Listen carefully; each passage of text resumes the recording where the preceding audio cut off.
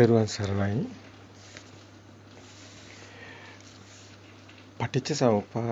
පටිච්චසමුප්පාදය තුළ පටිච්චසමුප්පාද විහරණේ අවිද්‍යාව පත්‍ය සංඛාර,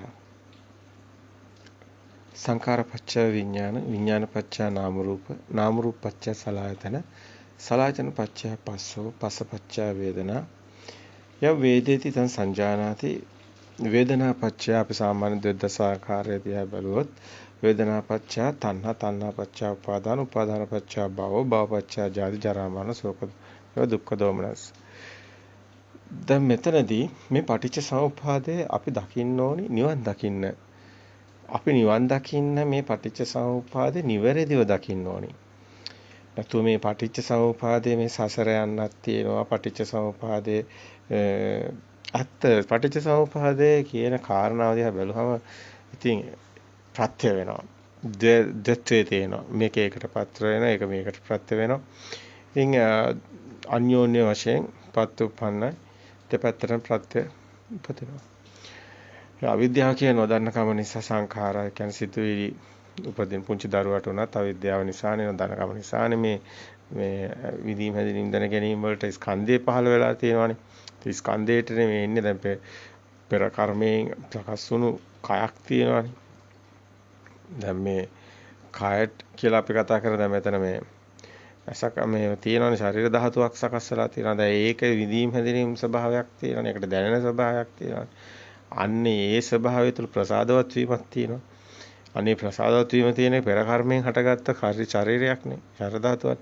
මේ පුංචි දරුවා උපතින් මුකුත් දන්නේ නැහැ. නමුත් පුංචි දරුවාගේ සිත දිහා බැලුවාම ශරීර ධාතුවක් වගේම සිතක් දිහා බැලුවොත් කොහොමද මේ සිතක් සකස් වුනේ කියලා. එතකොට තමයි වැටහෙන්නේ මේ පුංචි දරුවා උපතින් සිතක් ගෙනවද කියන කාරණේ. තමයි තේරෙන්නේ මේ ප්‍රසාදවත් වලට ස්කන්ධානපාති බව ආයතනය පටලව අංගුච්ච ජාති වගේ ජාති ධම්ම සූත්‍රය කියන විදිහට මෙතනදී පෙන්නන්නේ ඇත්තටම මේ දරුවා ඇස කියන ආයතනේ හැදෙන්නේ. ඇස කියන ආයතනේ හැදෙන්නේ. එතකොට මේ දරුවට ඒ මොහොතේමයි. ඒ දරුවා උපදිලා නෙමෙයි, ඉපදිනකොට නෙමෙයි මේ දරුවට පෙනීම කියන මොහොත. ඉතින් මේ දරුවගේ මසැස මෝරපු යම්කිසි දරුවා මේ ලෝකෙට බිහි වෙලා යම්කිසි මේක මෝරන්න යම්කිසි ගත වෙනවා යම්කිසි කාලයක්. ඉතින් මේ තුල මේ දරුවා ප්‍රභාස්වරයි. මේ දරුවට සිතුවිලි නැහැ. මොකද මේ දරුවා මේ ප්‍රභාස්වර ප්‍රසාදය වීම නිසා මේ ප්‍රසාද වලට හැඳුනා ගැනීම, බාහිරින් නාම එකතු කිරීම. ඉතින් ඒක ඇත්තටම සිද්ධ වෙන්නේ බලනකොට දැන් අම්මා කියන වචනේ අම්මා කියලා දරුවා අම්මා කියනවා. නමුත් බාහිරින් කියන්නේ මේ අම්මා කියලා. දැන් තාත්තා කියලා දරුවා තාත්තා කියලා. නමුත් දැන් බාහිරින් කියන්නේ මේ දරුවට මේ ඉන්නේ තාත්තා කියලා, මේ පුතේ තාත්තා. දැන් මේ වචනේ හුරු කරනවා. දැන් අවිද්‍යාව නිසා මේ සංඛාර පිටින්නේ එන්නේ නේද? සංඛාර ඇතුලෙන් උපදිනවත් නෙමෙයි. දැන් ඇත්තටම මෙහෙමත් දෙයක් තියෙනවා. දැන් මේකේ උපතින්ම බැලුවහමත් ක්‍රියාවලියක් තියෙනවා. ඒකේ අර ගහ වගේ තමයි ගහේ ක්‍රියාවලියක් තියෙනවා. ඒ වගේ මේකෙත් ඒ ක්‍රියාසිත කියලා අපි කතා කරනකොටත් පෙන්නනවා. ඒකට හිමිකරුවෙක් නැහැ, දෙයක් නැහැ, නමුත් ක්‍රියාවක් තියෙනවා. ඇයි එහෙම කියන්නේ? ඇත්තටම දැන් මේ ලෝකෙට බිහි වෙන දරුවා හුස්ම නොගත්තොත් මලකඳක් නේ. ඇත්තටම සමහර දරුවෝ දැන් මේ ලෝකෙට බිහි වෙලා මේ වෛද්‍යවරු කියන කාරණයක් නෙමෙයි බිහි වෙලා මේ දරුවා මේ හුස්ම වැටෙන්නේ නැහැ. දරුවාගේ හුස්ම වැටෙන එක තේරෙන දරුවා සද්දයක් එනවා. කටින් හුස්ම පිට ගත්තොත් හිතසු පිට වෙනකොට එන සද්දේ. අර වතුර කේතලේ නටනවා වගේ කොච කොච ගාලා මේ දරුවත් කෑ ගහනවා. ඉතින් එතනින්ම තේරෙනවා මේ දරුවා හුස්ම ගන්නවා කියලා. මොකද වායුවක් පිට වෙන්නේ නැහැ සද්දයක් එන්නේ. වායුවක් පිට වෙන්න නම් වායුවක් කොහෙන් හරි ගන්න ඕනේ. එතකොට තේරෙනවා මෙයා හුස්ම ගන්නවා. මෙයා ප්‍රාණයක් මෙයා තියෙනවා මේ පණ තියෙනවා කියලානේ කියන්නේ. දැන් එතකොට මේ කය බිහිවීම නැත්නම් මේ මසස බිහිවීම. දැන් මේ ආයතන ටික බිහිවීම. දැන් මෙතන සාසවය කියලා කියන්නේ ඒකයි ආශ්‍රව වලට හිත ඇති කියන කාරණාව තමයි මේක ආශ්‍රව හැදෙන්නේ නැත් මොනවා හිතක් ආශ්‍රවයට හිත තියෙන කාරණා මෙතන තියෙනවා. මෙතන ක්‍රියාව තමයි පෙන්වන්නේ ගියේ. එතකොට මේ ආස්වාස ප්‍රස්වාස. ආස්වාස ප්‍රස්වාස තමයි මේ ක්‍රියාවලියට අපි කියනවානේ කාය සංකාරයක් කියලා. කාය සංකාර වලට යටින් තියෙන්නේ කියනවානේ ආස්වාස ප්‍රස්වාස කියලා. ඒකෙන් තේරෙනවා මේ ක්‍රියාවලියට යටින් තියෙනවා. විතක්ක ਵਿਚාර වචී සංකාර වලට යටින් තියෙනවා කියනවානේ.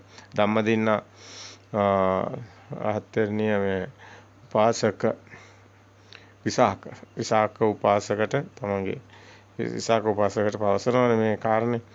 එතකොට එතනදී කියනවානේ මේ කාය සංකාර වලට යටින් ආස්වාස ප්‍රස්වාස තියෙනවා.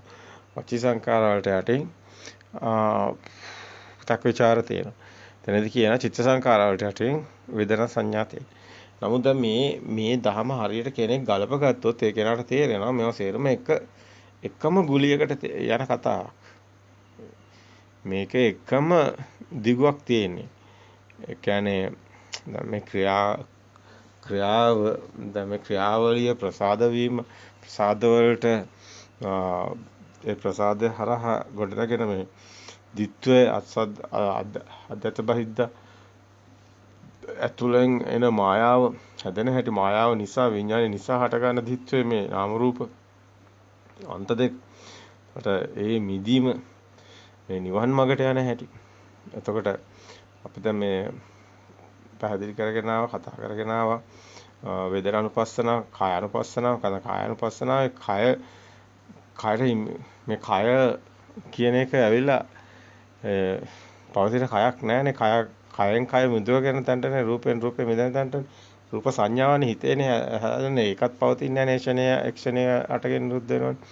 එතකොට බාහිරින් අපි බාහිර ගැන දැනගන්නේ විඥානය කියන්නේ. ඒ කතාවෙනුත් තේරෙනවානේ. එතකොට මේ දැන ගැනීම සිද්ධ වෙන විඥානයක නම් ඒක නාමයේ පැත්තටනේ යන්නේ. ඒක බාහිරට යන්නේ නැහැ.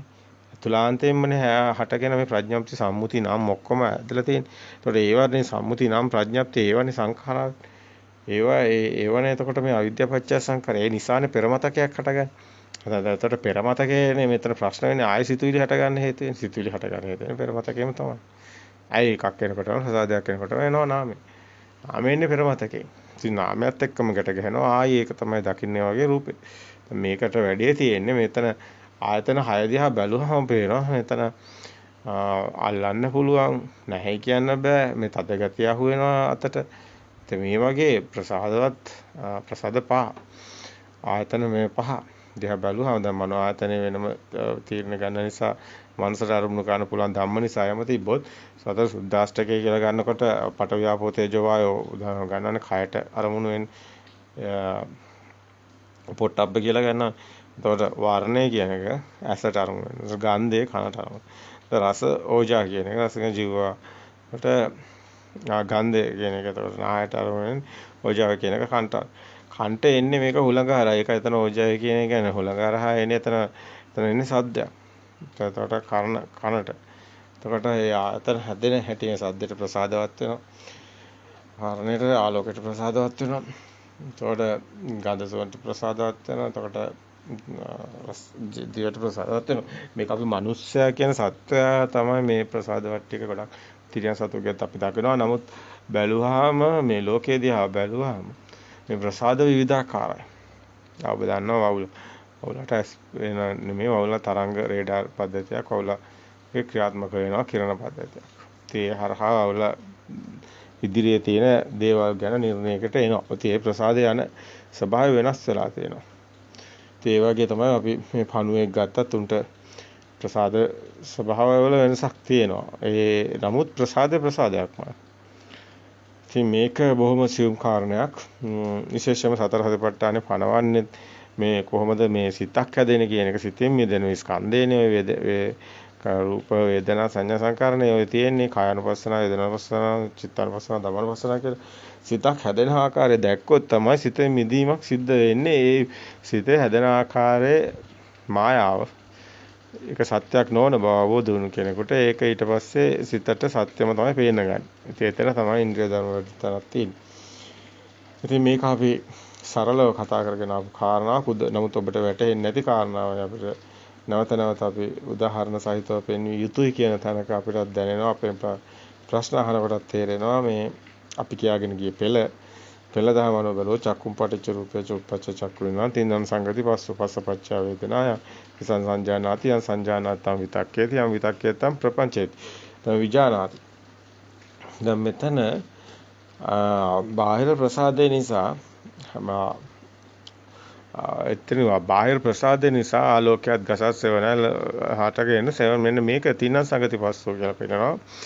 ආලෝකය බලපානවා බාහිර බලපානවා. චක්කුංච පටිච්ච රූපේ චුප්ප චක්කු විඥානං තමයි. අය තමයි ආයතන වල හට ගන්න සිතක් මේවා තියෙනවා. නමුත් ඒකේ හඳුනා ගැනීමක් වෙන්නේ නැහැ. සම්මුති නාමය ප්‍රඥප්ති නාමයක් නැහැ. නමුත් එතන හඳුනා ගැනීමේ ස්වභාවය ආරම්භයේ තියෙනවා. ඒ නිසා එතන චක්කු විඥානය කියලාත් ගන්න. චක්කුංච පටිච්ච රූපේච. ඇසට රූපේපත් වෙලා හටගත්ත විඥානය කියන්නේ. නමුත් අස කියන එක හදාගන්නෙත් අපිමයි. රූපේ කියන එක හදාගන්නෙත් අපිමයි. ඉතින් එතනින් හදාගන්න විඥානයත් එහෙමනම් අපේ හිතේමයි හටගන්නේ. නමුත් අපි ඒක පැහැදිලි කරගන්නකොට අපිට පැටලෙලා වෙන නිසා අපි මේකේ සංකීර්ණතාවය නිසාම අපි ගන්නේ මෙතනදී ප්‍රසාදයට වීම නිසා ඒ ප්‍රසාදවත් වීම හේවණැල්ලක් ප්‍රතිබිම්බයක් හදනවා. ඉතින් ඒක තින්න සංගති පස්සෝ තුනේ එකතුව ආලෝකයක් ගසත් නිසා පොළොවත් නිසා අටගත්ත ප්‍රතිබිම්බේ ගසට අයිතිත් නැහැ. ආලෝකයට අයිතිත් නැහැ. පොළොවට අයිතිත් නැහැ. ප්‍රතිබිම්බය කියන්නේ හේතු නිසා හටගත් එකක්. ඒක නිසාම තමයි හේතුඵල ධර්ම වෙන්නේ. හේතුම් පටිච්ච සම්භූතා හේතු නිරුද්ධන උද්දතේ. ඒ ධම්මා හේතු භගවා තේසං හේතුන් තථාගත. ඒ තථාගතයන් වහන්සේ හේතුඵල ධර්මයක් දේශනා කරයි. නමුත් ඇත්තටම මේ හේතුඵල ධර්මات අවබෝධ වුණු කෙනෙකුගේ හේතුඵල ධර්ම ප්‍රත්‍යක්ෂ නුවණින් දැකලා ඉම්මිදීමක් සිද්ධ වෙනවා. පටිච්ච සමුපාදයට ප්‍රත්‍යක්ෂ නුවණින් දැකලා ඉම්මිදීමක් තමයි සිද්ධ වෙන්නේ. ඒ මිදීම නිසාම තමයි පටිච්චසමුපාද ධර්මයේ මෙන්න මේ මිදීම නිසාම නිවන අවබෝධය සාක්ෂාත් වෙන්නේ. ඒ කියන්නේ පටිච්චසමුපාදය වෙන්නේ සසර යන හැටි ඕගේට අහු වෙන හැටි. සසර දීර්ඝසුලිය කරගෙන හැටි තමයි පටිච්චසමුපාදය පැහැදිලි කරන්නේ. නමුත් ඒකේ අවබෝධ ඥාණයෙන් දකිනකොට ඒ කෙනාට දැනෙනවා මේ විඥානයේ මායාවක් කියලා. ඒ කෙනාට දැනෙනවා මේ සංඥාව මිනිකු ස්වභාවය, ඒ වගේම රූපේ වෙන පින්ඩම රූපං වේදනාව දියවුලා උබ්බුලංච වේදනාංච ඒ වගේම ආමීජ සංඥා ඒ වගේම රූපංච විඥානං ඒ විදිහට සංකාර කෙසල්පදකට ඒ විදිහට උදාහරණ දිහා බලුවත් මේවා ස්ථිර නැහැ තියෙන සෑම එකම මායාවේ ස්වභාවයම තමයි. හැබැයි අපි මේ ධහම ගලපනකොට මේ ධහම ගලපන්නේ ගොඩක් වෙලාවට අපි භාවනා දැන් මෙතනින් හරි ප්‍රතිපදාවක් කෙනෙක් පනවනවා නම් ඒ කෙනාට ප්‍රතිපදාව මේ එනේන අරමුණු නුවණින් දැකලා මිදෙන අරමුණු තියෙන. ඒතකොට නුවණින් දැකලා මිදෙනවා කියන්නේ මෙයා මිදෙන්නේ මේ එන අරමුණු શબ્දයක් නම් දැන් වහින සද්දයක් කියලා තියෙනවානේ. ඔබට දැනෙනවා ඇහෙනවා. ඒතකොට ඒ සද්දේ අරමුණු වෙන්නේ දැන් මේ සිත. දැන් මොහොතේ එකට අරමුණු වෙච්ච ගමන් මේ ඒ සෝත විඥාන සිතක් සකස් වෙච්ච ගමන් මේ ෂණේම ඒක බාහිර නෙමෙයි අපේ හිත ඇතුලේ මේ වැස්ස කියන එක බාහිර තියෙන එකක් නෙමෙයි. පීතින් හදාගත්ත ප්‍රඥප්තියක්.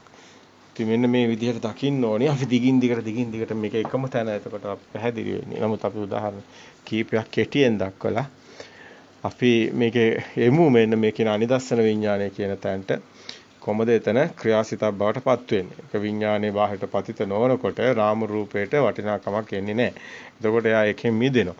ඒක ප්‍රායෝගික පැත්තෙන් බලනකොට ක්‍රියාවලියක් නිකන් සිදුවීමක් ක්‍රියාවලියක් විතරක් ඉතුරු වෙනවා ක්‍රියාසිතක් පමණක්.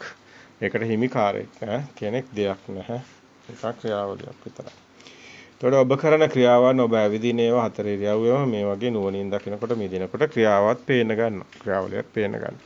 මෙන්න මේ අරමුණු හිතේ තියාගෙන මේ මෙතන දැක්මක් ඇතුව අපි ඕනි මේ දිහා බලන්න. තමන්ගේ නුවණ දැක්ම මේ සිතුවිලි වල යථාර්ථය දකිනකොට එයම තමයි මහා ප්‍රඥාව. ප්‍රඥාවන්තං ආනන්දමං ඥානදමං දුප්පන්නස්. එයම තමයි දුකෙන් මිදෙන්න හේතු වෙන්නේ. මෙන්න මේ අපි පුංචි උදාහරණ ටිකක් අරගෙන මේ කාරණාව දිහා බැලුවොත් එහෙම ඔබට අපි හිතමු ඔබ ඉදිරිපිට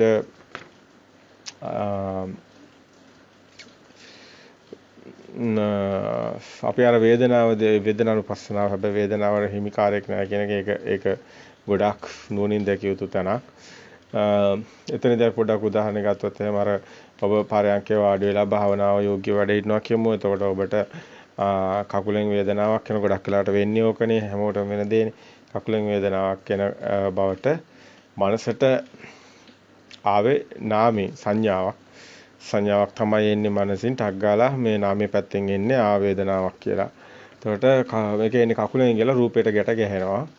එතකොට කයත් පහසත් කාය සම්පස්සත් නිසාටගත් වේදනාව කරන කොටගෙන උපන් සංඥාවට විතර්ක කරලා හටගත් ඒ දැන ගැනීම විඥාණයෙන් බාහිර රූපයෙන් හමු වුණා කියන්නේ කකුලෙන් වේදනාවක් එනවා කියන එකට රැවටුණා. මිරිගුව ඇති තැනක වතුර පෙන්නලා තියෙනවා වගේ වතුර සොයා යන මුවසේ එතනට අත අරගෙන ගිහිලා ඒක කාය සංකාරයේ යොමු වෙලා ඒකට මෙහෙට හරවලා සොලවලා ඔබේ වේදනාව නැති කරගන්න උත්සාහ කරනවා. ඉතින් නමුත් ඒ වේදනාවක් පමණයි. වේදනාවට හිමිකාරයක් නැහැ. ඒක නිකන් ක්‍රියාවලියක් පමණයි. මේ සත්‍ය දකින්න කෙනා දකිනවා මේක විඥානයේ මායාව. මායාව දකිනකොට තේරෙනවා මේක කකුලට අයිතිත් නැහැ කියලා. කකුල කියලා දෙයක්වත් නැහැ. ඒකත් හිතේ අදාගත්තේ කියලා. ඒකට තමන්ට කියලා කෙනෙකුත් නැහැ. තමන් කියන කෙනාට ඇදෙන්නේ මේ ක්‍රියාවලිය ඔස්සේමයි. ඒ දැනගන්න දැන ගැනීමයි තමන් කියන්නේ. බාහිරින් ප්‍රසාදත් වීම කියන්නේ බාහිර තියෙන ආලෝකය නිසා එතන වර්ණයට ප්‍රසාදවත් වෙනවා කියන්නේ එතනමයි සිත කියන්නේ. වෙන සිතක් නැහැ. ඔය තමයි හිත. එක දිගට පුංචි කාලේ ඉඳන් මරණකම්ම තියෙන හිතක් නැහැ. ඒ මොහොතේ ක්ෂණිකව හටගෙන නිරුද්ධ වෙනවා. මේ කතාව නුවණින් දකින්න ඕනේ තනක්. ඒ වගේම අපි ගත්තොත් එහෙම අපිට ශබ්දයක් ඇහුනොත් ඒ අපිටම දැන් වහින ශබ්දය ඇහුනවා කියලා. එතකොට කනට ශබ්දයක් ඇහෙන එක කනේ විඥානය. එතකොට සෝත විඥානය. ඒ නිසාටගත් සෝත සම්පස්සේ විඳලා හඳුනාගත් ඒ මනසේ මනෝ විඥානය තන තමයි සංඥාවට විතර්ක කරලා දැනගන්නවා කියන තැන. එතකොට එතනින් තමයි දැනගන්නේ වැස්ස. එහෙම නැත්නම් බල්ලෙක් බොරනවා. නැත්නම් කපුටෙක් කෑ ගන්නවා. මේ ඔක්කොම සම්මුති ප්‍රඥප්ති. බාහිර තියෙන ඒවා නෙමෙයි. මෙන්න මේ විදිහට දකිනකොට ඒ විඥානයේ මායාවට රැවටෙන්නේ නැති සත්‍ය දකින ස්වභාවයක් පවතිනවා. මේක එනේන අරමුණ හතර ඉරවුවෙම සිද්ධ වෙනවා. එතනින් තමයි තමන්ට ඒක යෝනිසෝ මනසිකාරය කියන්නේ මේ නුවණින් දැකීම ඒ එන අරමුණු කිව්වේ එතනමයි තියෙන අනිමිත් සමාධිය. කියන්නේ එනේන අරමුණු දකිනවා කියන්නේ නිමිතිගත සමාධියක් නෙමෙයි. ඒ හටගෙන නිරුද්ධ වෙන ස්වභාවය දකින සමාධිය. අනිමිත් සමාධිය. ඉතින් මේ වගේ ඔබේ හතර ඉරියව්වෙම මේ උදාහරණ ඕන තරම් තියෙනවා. ඔබටම දකින්න පුළුවන්. අපි තුමු ඔබගේ අත උනත් නවලා තියෙන අත දිගාරිනකොට ඒ දිගාරින අත නවන්න යනකොට මේ හැම දෙයකම ඔබගේ මනෝ විඥාණයෙන් දෙනවා සිග්නල් එක. වතුර බොන්නකොට අපි අර කිව්ව සිග්නල් එක වගේමයි ක්‍රියාවලියක් සිද්ධ වෙනවා. ඒක නුවණින් දකිනකොට විඥානයේ පතිත වෙන්නේ නැති වෙනකොට ඒක හිමිකාරයක් නැති වෙනවා. අතක් දෙයක් කියන එකක් නැතුව ක්‍රියාවලියක් සිද්ධ වෙනවා. ගාය අත් හැලෙනවා වගේ ඔබ ක්‍රියාසිත දකිනවා කියන්නේ බොහොම සියුම් කාරණයක්. සංඥාට විතක්ක දැනගන්නවා කියන කාරණාවත් මේකේ අර සංඛාරා කියන අවබෝධය ඇතිව දකින්න ඕනි. මනසත් ධර්මයත් මනෝ විඥානත් මනසත් ධම්මත් මනෝ විඥානයත් හටගන්න මනෝ සම්පස්සයෙන් හටගත් වේදනාවක් නිසා ඇති වුණු සංඥාවක් හේතු කරගෙන විතර්ක කරලා දැන ගැනීම වෙන්නේ වේදනාවට හිමිකාරයක් හම්බෙන්නේ. ඒ අනුව සංඛාරයට යොමු වුණා. හරි. දැන්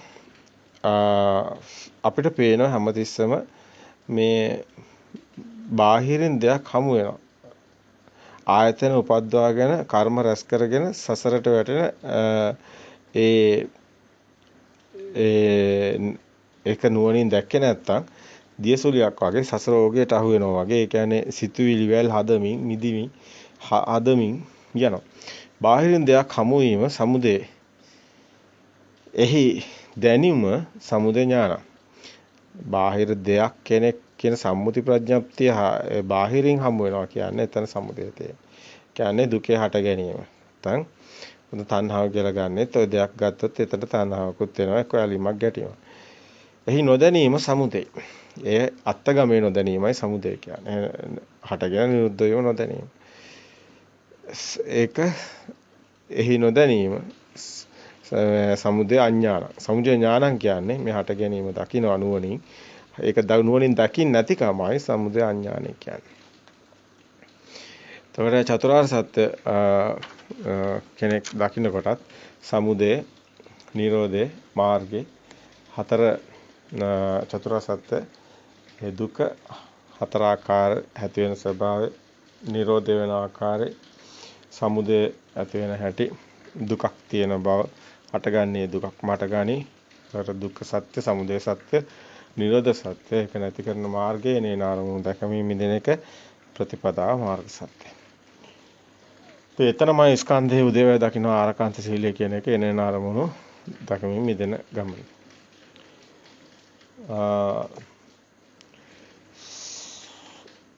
අපිට මේ බාහිරට යන්නේ නැති හිතක් හැදෙනකොට අපි ඒ කිව්ව ඒක අනිදස්සන විඥානේ. ඒක මනෝ විඥානේ ගොඩක් වෙලාට මේ මෙතන වැදගත්කමක් තියෙනවා. මනසට අරමුණු කරන්න පුළුවන් ධම්ම විතරයි. බාහිරට යන්න බෑ. මෙතන ආයතන ටික අපි හදාගෙනයි බාහිරට ගිහින් නැවත බලන්නේ. එතකොට ආයතනත් හැදෙන්නේ මේ විඥානේ බාහිර පතිත වුණොත්. ඒ කියන්නේ විඥාණයට මායාවට හසු වුණොත්. නැත්තම් ආයතන නිරෝධෝ නිබ්බානෝ කියන තැනට එනවා. නිවනට ස්පර්ශ වෙන තැනට. බැලීමේ, ඇසීමේ, දැනීමේ කැමැත්ත ආසාවමයි. කර්ම චේතනාව, දුක්ඛ සමුදය, තණ්හාව උපදින හේතුව. මෙන්න මේ බාහිරින් අල්ලගත්ත දෙයට ඇති වෙන කැමැත්ත. කැමැත්තක් ඇති වුණොත් ඒක තණ්හාව, ආසාව, කැමැත්තක් ඇති වුණොත් දේශය. ඉතින් මේක වචන වලින්ම කතා කරලා ගන්න පුළුවන් කාරණයක් නෙමෙයි. තමන්ගේ අත්දැකීම් නුවණින් දකිමින් මිදෙන්න ඕනි, ගමනක් ඔබ යන්න ඕනි. ඒ සඳහා ප්‍රතිපත්තියක් මේ විදිහට පනවලා තියෙන්නේ ආරමුණු දකින්න විදිහට. ඇහැ ඉපදුනොත් බාහිර හමු වෙනවා. චක්කු විඥානයත් උපදිනවා. වේදනා සංඥා සංකාරයත් හටගත් මේ ස්කන්ධ ටික ආපහු වතාවක් උපදිනවා. ඒ කියන්නේ විඥානේ මායාවට රැවටුනොත් නැවතත් ආයතන හදාගෙන බාහිරට ඇති දේ විඳින්න යනවා. විඥාන මායාවට රැවටුනේ නැත්තම් චේතනා සකස් වීමකුත් සිදු නොවේ. විඥාන මායාවට රැවටුනොත් චේතනා පහළ වෙනවා. එහෙම වුණොත් කර්ම රැස් වෙනවා. ඒ කියන්නේ කෙලෙස් හට ගන්නවා. එහෙමනම් ආයතන හදාගෙන බාහිර විඳින්න යනවා. ඒ කියන්නේ ලෝකය හදා ගන්නවා. ලෝකේ හදාගෙන තියෙන බාහිර මේ විදිහට දේවල් තියෙනවා, පුජ්‍යලයෝ ඉන්නවා, සත්ත්වයෝ ආත්මීය දේවල් තියෙනවා කියන මෙන්න මේ වගේ බාහිර හැම දෙයක්ම හමු වෙනවා කියන්නේ ඒවත් එක්කලා ගොඩ ගැහුණු ලෝකයක්. උපාදාන ගොඩවක්. නැත්නම් භව. උපාදාන අලගත්ත දෙයක් නිසා භවයක්. ඉතින් වචන මේවා ඉතින් ගොඩක් ලොකු තේරුමක් ඇතුව තමයි දකින්න ඕනවනේ. ඒ කියන්නේ ලෝකය හදා ගන්නවා කියන්නේ දෙයක් හට ගන්නවා කියන්නේම දෙයක උපත මරණයක් තියෙනවා. ඒ නිසා මෙතන භවයක් හට ගන්නවා. එවැනි දේවල් ගොඩාක් තියෙන තැන ලෝකයක් තියෙනවා නම් එතන භවයේ ස්වභාවයත් ඒ ලෝකයක් බාහිරින් හැදුණු තැනම භවයයි. වර්තමානයේ දැන ගැනීම මාත්‍රයක් පමණයි. වර්තමාන විඥාන මාත්‍රයක් පමණයි. විඥානයේ දැන ගැනීම චිත්තානුපස්සනාවෙන් සී නොකලොත් දැනගත් දේ බාහිරයි කියලා බාහිර හමු වෙනවා. බාහිර නිමිත්තක් එනකොට එතකොට හමු වෙනවා. දැන් ආයතන උපද්දවාගෙන යන්න ඕනි බලන්න. ඒ තියෙන දේ බලන්න ඇහැ උපද්දවාගෙන නැවතත් බාහිරට යනවා. ඒ තියෙන දේ අහන්න කන උපද්දවාගෙන බාහිරට යනවා. ගඳ සුවඳ බලන්න නාසය උපද්දගෙන බාහිරට යනවා. පහස විඳින කාය උපද්දගෙන බාහිරට යනවා. රස විඳින දිව උපද්දගෙන බාහිරට යනවා. මේ විදිහට මේ අහපු දැකපු විඳපු ඒ දැනුණු දෙයට කැමැත්ත ආශාවක් ඇති වෙනවා නම් චේතනා පහළ කරගෙන බැලීමේ දැකීමේ වර්තමාන ආශාව දුක්ඛ සමුදය හට ගැනීමමයි. වර්තමාන සමුදයට හේතු වන ඵලය බාහිර හමු වීමමයි. බාහිර අභ්‍යන්තර කියන මෙන්න මේ ද්විත්වය නිසායි ඔබට තණ්හාව නැමැති දියසීරාව හමු වෙන්නේ. ගැට ගැසීම හමු වෙන්නේ. ස්වරක උදාහරණයක් ලෙස බුදුන් වහන්සේ දක්වනවා කඹයක් එකම අතට දෙතැනක ඉඳගෙන අඹරයිද. ඒ කඹේ ගැට නොගැසේ කියලා. කඹයක් බවට පත් නොවේ. මේක ලොකු තේරුමක් තියෙනවා. හිතින්ම හදාගෙන නම් අපි නාමයෙන්ම නම් රූපය හැදෙන්නේ. ඒක බාහිරටයි දිනේ. එහෙමනම් මේ කඹේ ඇඹරෙන්නේ එකම පැත්තටයි. දෙන්නෙක් දෙපැත්තෙන් හිටියට එකම පැත්තට ඇඹරන කඹේ මැද්ද ගැට ගෑනේ නැහැ. ඒ වුණොත් ලිහිනවා. ඉතින් මෙන්න මේ විදියට මේ කාරණේ නුවණින් දකින්න ඕනි.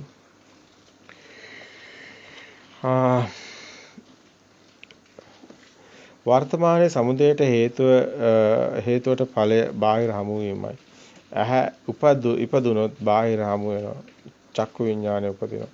චක්කු විඥානය ඉපදුනොත් වේදනා සංඥා සංකාර හට ගන්නවා. නැවතත් පටිච්ච සමුප්පාද චක්‍රයේ සිතක් හට ගැනීම තුළ ඔබට දකින්න ලැබෙනවා. ආපහු වතාවක් මේ ස්කන්ධ ටික ආයතන ටික උපදවාගෙන අපිට ලෝකයේ අත්හරින්න නම් ඕනි. ලෝකයේ හට ගන්න ආකාරය අපි නුවණින් අරමුණු කළොත් ඉන් මිදීමක් එතනමයි පවතින්නේ. චිත්තානුපස්සනාව අඩුවක් නැතුව තේරුම්ගත් කෙනෙකුට විතරයි මේ පහසු වෙන්නේ. විඥානයේ හටගත් ආකාරය දන්න කෙනා විඥානේ බාහිරින් හදලා දෙන ඒ අරමුණක් ඇත්තක් නොවන බව මායාව බව දැනගන්න. අන්නේ කෙනාට ආයතන හදාගෙන දකින්න, අහන්න, විඳින්න කැමැත්තක් ඇති වෙන්නේ නැහැ. විඥානේ මායාව බව සත්‍ය නොවන බවට නුවණක් පහළ වෙනවා. අන්නේ කෙනාට සියත් නුවණත් අනුව ගිය යෝනිසෝ මනසිකාරය හමු වෙනවා. මෙන්න මේ සත්‍ය දැකීම දර්ශනය සත්‍ය ඥානෙ ඔබ දුකින් මුදවනවා. ඒ කියන්නේ ඔබ හොඳින් දැන් නුවණින් අපි දැන් සාකච්ඡා කරගෙන ආවා. විඥානයේ හටගත්ත විදිය හඳුනාගෙන විඥානයේ හට ගැන්ම බාහිරේ දෙයක් නොව ඒක සිතින්ම හදාගත්ත සංඥාවට විතරක කරලා දත්ත දැනගැනීමක් බව ඔබ නුවණින් දැකිය යුතු කාරණයක්. එනේන හැම සිතකම මේ දකින ඔබ බාහිර ලෝකයෙන් මිදෙනවා. විනීය ලෝකයේ අවිද්‍යාව දවනස්. එහෙමනම් ඔබට දුකින් මිදීමක් සිදු වෙනවා. මෙලෙස බාහිරින් දෙයක් කෙනෙක් හමුණා කියන්නේ සිතේ උපදින ඒ දැන ගැනීමට අනුව යමින් බාහිරට පතිත කර ගැනීම අල්ල ගැනීමයි උපාදාන අවස්ථාව. මෙතන මේ මහරහත් උතුමාණන් වහන්සේලාටත් දැන ගැනීම තියෙනවා. හැබැයි ඊට කෙලෙසේ පතිත වෙන්නේ නැහැ. ඒ කියන්නේ බාහිරේ රූපයක් නාමයක් රූප ප්‍රඥප්තියත් එකට එකතු කරන්නේ නාම රූප ගැට ගැහෙන්නේ නැහැ. ඊටේ හදාගත්ත දේ බාහිරේ හමු වෙන්නේ නැහැ. ඒක රහතන් වහන්සේලාගේ මේ ස්වභාවයේ ප්‍රායෝගිකව එනේන අරමුණ දකින්න සත්‍යමයි රහත් භාවයේදී ප්‍රත්‍යක්ෂ වෙලා තියෙන්නේ. ඒ කාරණාව මනාව පැහැදිලි වෙනවා. ඒ නිසා අපත් කළ යුත්තේ කොමක්ද? මේ එනේන සෑම අරමුණක්ම නුවණින් දැකිය යුතු වෙනවා. ඒ සිත ඒ මොහොතේම දැකලා සත්‍ය පෙන්විය යුතු වෙනවා. සත්‍ය පෙන්වීමේ ඒ සිත එතනින් මිදීමක් සිද්ධ වෙනවා. අඩේ තුළ ඒ සිතින් මිදීම කියන්නේ නිවනමයි. මේ මාර්ගයේ හරියට මේක අවබෝධ කරගත් කෙනෙක් ඉන්නවා නම් ඔහු මේ දර්ශන සමාපත්තිය ඇති කෙනෙක්. ඔහු මේ දර්ශනය දන්නවා. ඔහු ලෝකේ හැදෙන හැටි දන්නවා. සත්‍ය ඥානය ඔහුට අවබෝධයි. අන්නේ කෙනාටයි ප්‍රතිපදාව දැන් තියෙන්නේ. දැන් එහෙනම් ඔහු එනේන හිත දකිමින් මිදෙන්න ඕනේ. දවසක හිත මිදුණු තැනටම යනවා. එයයි සමාධිය, අනිමිත්ත සමාධිය. චේතෝ විමුක්තියටපත් වෙන්නේ අන්නේ අනිමිත්ත සමාධිය දැකපු කෙනාපත් වුණු කෙනාට හිස් බැල්මක්, හිස් ශබ්දයක්, එහෙම නැත්නම් ක්‍රියාසිතක් හමු වෙනවා. කිසි දෙයකට හිමිකාරයක් හම්බ වෙන්නේ නැහැ. අයිතිකාරයක් දෙයක් හමු වෙන්නේ නැහැ. එයා අන්නේ කෙනා ලෝකෙන් මිදෙනවා. හැබැයි මේ දැනුම තියෙන කෙනා නෙමෙයි. ප්‍රායෝගිකව මේ දේ ප්‍රතිපදාව තුළින් ප්‍රත්‍යක්ෂ කරගත්ත කෙනායි ලෝකෙන් මිදෙන්නේ. ඇත්තටම මෙතන සත්‍ය දකිනකොට අත් හරිනව නෙමෙයි අත් හැරෙනවා. කාමච්ඡන්ද ව්‍යාපාද තීන මිද්ද උද්ධච්ච කුච්ච විචිකිච්ඡා මෙහෙ වූ යම් නීවරණයක් හට ගන්න තිබුණා නම් ඒයින් නිදහස් වෙනවා නම් ඒක හිතලා හරින දෙයක්. කෙනෙක් ඉන්නවා. එතන තියෙන්නේ ලෞකික පෘථග්ජන භූමියේ පොහුදුන් මට්ටමයි. ඒ නීවරණ යටපත් කිරීම තුළ ලබන ධ්‍යානත් එහෙනම් ලෞකිකයි. ඒව පවතින ඒවා නෙමෙයි. කොයි වෙලාවෙ හෝ නැති වෙනවා. හේතු නිසා අටගත්ත දේ හේතු නැති වෙනකොට නැති වෙනවා. ඒක හරි. මේ මග යන කෙනා බොහොම නිර්මල කෙනෙක් විය යුතුයි. නුවණටම අවස්ථාව දිය යුතුයි. සත්‍ය අවබෝධ කරගන්න. නැතිනම් ඔබ හිතුවක්කාර විදියට ඔබගේ ආත්මීය තණ්හාවේ ස්වરૂපයෙන් මේ ගමන යන්න බෑ. ඒ කම්සප නැමැති කඩතීර ලිහා දාන කෙනාටයි නෙක්ඛම්මේ නැමැති ඒ කම්සපේ මිදුණු නිර්වාණ සෝයාම වෙන්නේ. ඉතින් මේ මාර්ගයේ ආයුතු කෙනා දන්නවා. මේ ධර්මය අවබෝධ දන්න කෙනා දන්නවා. මේකේ කොතනද මේ ප්‍රතිපදාව පැනවිය යුත්තේ? නාමය හට ගන්න තැන රූපේ හට නොගන්න බවට පත් කළ යුතු තැන මෙයයි කියලා අවබෝධයි. අන්නේ කෙනා වෙහෙස දරනවා, වීරිය දරනවා. තමන්ගේ කුස බඩ පෙරෙන ගමනුත් තමන්ගේ සසරින් මිදෙන කටයුත්තට හිත තබා ගන්නවා. මේ සත්‍ය සැබෑවක් කරන්න ඒ උත්සාහවත් වෙනවා කියන්නේ ඒ සතර ඊර්ධිපාද වැඩෙනවා කියන එකයි. පංච ඉන්ද්‍රිය ධර්ම වැඩෙනවා කියන එකයි. පංච බල ධර්ම වැඩෙනවා කියන එකයි. සප්ත බොජ්ජංග ධර්ම වැඩෙනවා කියන එකයි. සතර සම්‍යක් ප්‍රධාන වීරිය වැඩෙනවා කියන්නේ චතුරාර්ය සත්‍ය වැඩෙනවා කියන එකයි. චන්දං ජනේති වායමති විරියං ආරහතේ චිත්තං පග්ගඤ්ඤාති පජාති කියනකොට නූපන් කුසල් නූපදීම උපන් කුසල් වැඩි දියුණු කිරීම නූපන් කුසල් උපදවීම උපන් අකුසල් ප්‍රහීන කිරීම නූපන් අකුසල් නොහට ගැනීම ඒ වගේම මේ සතර සම්‍යක් ප්‍රධාන වීරිය තම ඒ වගේම තමයි සතර ඊර්තිපාද ඡන්ද චිත්ත වීරිය විමර්ශන ඡන්දේ කැමැත්ත චිත්ත දකින්න ඡන්ද චිත්ත වීරිය ගන්න විමර්ශා ඇති කෙනා තමයි මේ සත්‍තිස් බෝධිපාශික ධර්ම වැඩෙන ආකාරය අපි මම කියන්නේ ඔබට. එතකොට සතර ඊර්ධිපාද වැඩෙනවා කියන්නේ පංච ඉන්ද්‍රිය ධර්ම වැඩෙනවා කියන එකයි. පංච ඉන්ද්‍රිය ධර්ම කියන්නේ සද්ධා වීර්ය සති සමාධි ප්‍රඥා. සද්ධා කියන්නේ මේ ධර්ම දැන ගැනීම සත්‍ය දැකීම. වීර්ය කියන්නේ සත්‍ය ප්‍රත්‍යක්ෂ කරගෙන සයන අරමුණු වලට වීර්යෙන් පෙන්නේ. සතිය කියන්නේ අරමුණු ඊට පස්සේ මහ වීර්යයක් නැතත් ඒක ඉබේම පේන ස්වභාවයටපත් වීම. ඒ අනුව ඔහුගේ ඇලෙන ගැටෙන හිතින් ඔහු මිදිලා ඔහු ශාන්ත ප්‍රණීත පුජ්‍යල භාවයේ මිදුණු ස්වභාවයකටපත් වෙනවා. අන්නේ කෙනා භික්ෂුවයි. භික්ෂුව නම් මේ ශාසනය තුළ ඔහු විසින් ශබ්ද දුක්ඛ නිස්සාරණ නිබ්බාන සත්‍ය කරණත්තා ඉමං කාසාවත් ගහෙත්වා අනුකම්පං උපාදායක. අන්නේ පැවිද්ද ඉල්ලන භික්ෂුන් වහන්සේගෙන් උපාද්‍ය භික්ෂුවට කියන වාක්‍යය. ඒ තුළ තියෙනවා ස්වාමීනි මට මේ ස්වාමීනි නිවන සඳහා මට පැවිද්ද ලබා දෙන්න ස්වාමීනි. සබ්බ දුක්ඛ නිස්සාරණ දුකෙන් මිදීම සඳහා නිස්සාරණ මඟ යාම සඳහා ඉමං කාසාවන් ගහත ඔය කතාව මට දෙන්න ස්වාමීනි. අනුකම්පාදාය ස්වාමීනි අනුකම්පා කරන්න ස්වාමීනි. ඔබ්බජ්ජා අනුකම්පා කරලා මට මෙතලක ලබා දෙන්න ස්වාමීනි. මේ සත්‍විස් බෝධිපාශික ධර්ම වැඩෙන තැන තියෙන්නේ එකම කතාව. ඒක අපි කිව්වේ මේ සේරම එකටමයි තියෙන්නේ. ආරෂ්ඨාංග මාර්ගයේ වැඩෙනවා කියන්නේ සම්මා දිට්ඨියටපත් වෙනවා කියන්නේ දර්ශන සමාපත්තිය ඇති කෙනාටයි. සත්‍ය ඥානය ඇති කෙනාටයි සම්මා දිට්ඨිය තියෙන්නේ. ඒ තාක් ඔහු ඉන්නේ පු탁ජන භූමිය.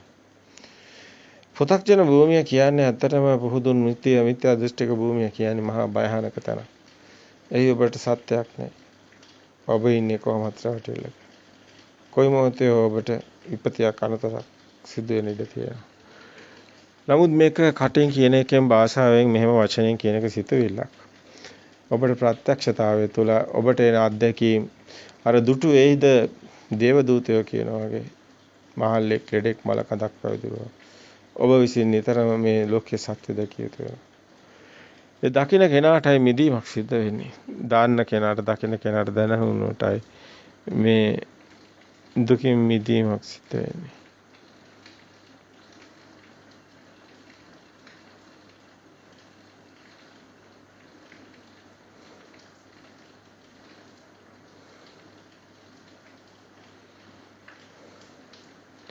දැන් මේ දහම තුල අපි පොඩ්ඩක් නිහඬව අපි ඇත්තටම මේ භාෂිතයට වැඩිය නිහඬතාවය තුළ මොහතකට ඔබ නිහඬ වුණොත් ඔබ මේ සිතුවිලි වලින් මිදෙන තැන ඒ අනිදස්සන විඥානයේ තියෙන තැන ඔබට ස්පර්ශ වෙනවා.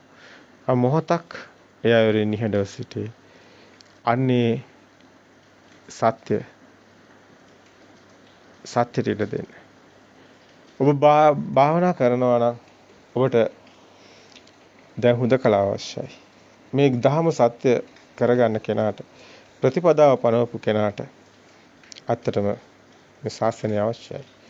හුදකලා අවශ්‍යයි. එහෙමනම් සිව්පසේ ගිහියන් විසින් සැප ආදිය යුතුය. නැත්නම් ඒ කෙනා කෙසේද තම ශරීර ධාතුව නඩත්තු කරන්නේ?